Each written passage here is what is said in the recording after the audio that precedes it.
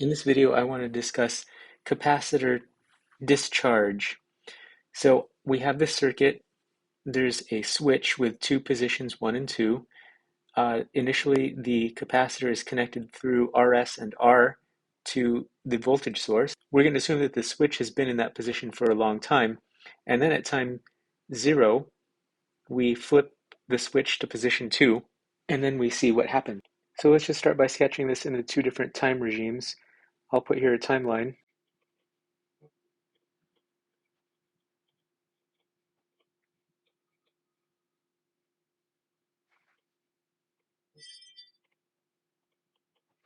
On the right, I've gone to a second simplification because no current can flow through that branch over here because the source doesn't have a closed circuit. So we have what's going on here. I'm going to label a plus minus VC because that's what we're interested in. We can put a current here, IC. And then we can also see that, in steady state, the circuits look like this.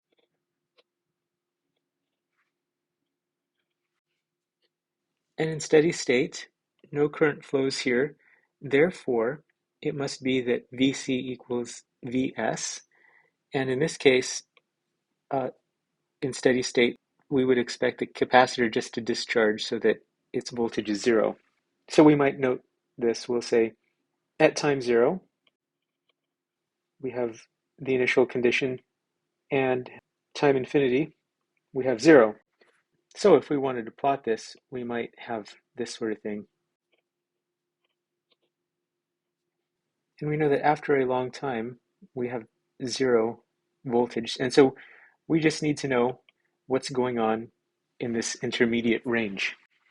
So to figure that out, I'm going to sketch our circuit again after time equals 0. And we know that since current goes clockwise, we'll put here a voltage drop RIC like that. So we can then do a KVL loop. And then knowing that IC is equal to C dV dt, we can do this. We'll substitute for I in this expression. And to make it simpler, I'm going to rewrite it in a form that we like for differential equations. And I'm going to simplify it a little bit more even, where this alpha is 1 over RC. Okay, so now what we like to do here is introduce a integrating factor to solve this differential equation. And that integrating factor will be e to the alpha t. Let's put here integrating factor. And I'll just point out that the derivative of this is alpha e alpha t. One other piece of information is that if you've had differential equations, you'll know that if you have a product, that derivative is the derivative of the first times the second plus the derivative of the second times the first function. It's the product rule. Now that we have the integrating factor, we'll multiply the integrating factor by this equation. So we have,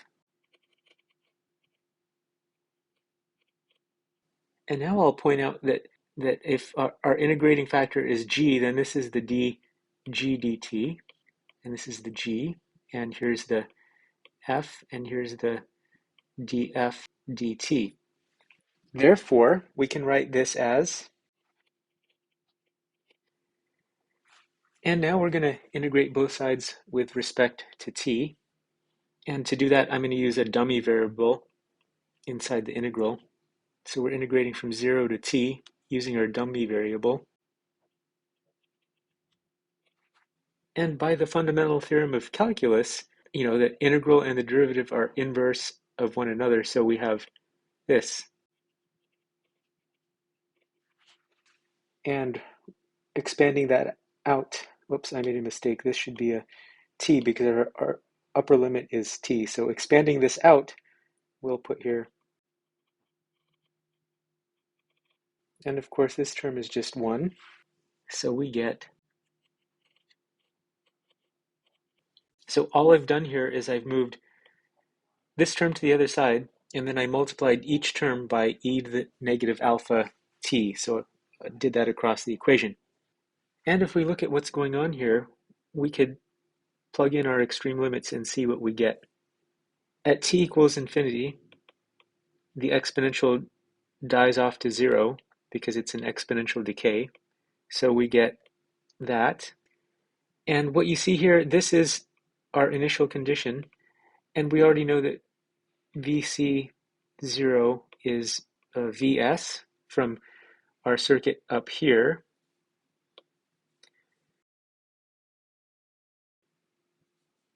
At time 0, the exponential goes to 1, and if this term VC0 is assigned to VCS, then we get the right behavior. So we'll write our expression, and I'm also going to identify alpha as 1 over RC, which we pointed out earlier here. So I'll write this as VS E RC. And yet another way to write it is Vs E negative T over, this is a different tau now, not the dummy variable, but a tau where it's RC, it's a time constant.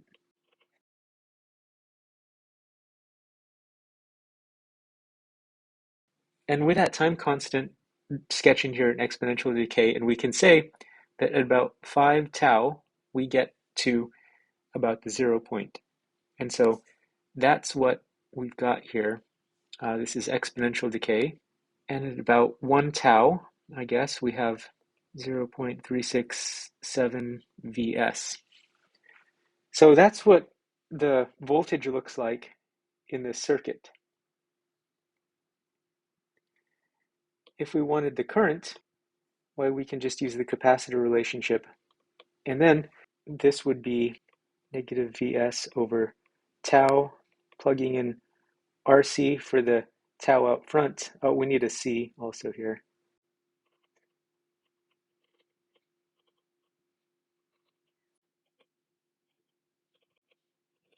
And since this was our voltage plot, our current plot now looks like this. Right, you look here, and if you plug in 0, you get Vs over R. And that's good because that's a current. This is unitless. The other thing I should point out is maybe to be formal, I'm going to add a unit step function here so that we get this behavior where the exponential is confined to t greater than 0, right? Because the unit step is 0 for negative time, and then it starts at 1 at t equals 0. So basically it cuts off the infinitely large part of that exponential. And so we should have a u of t in here also. And so what does this look like here? It looks just the same in terms of the exponential decay. It starts at a different value.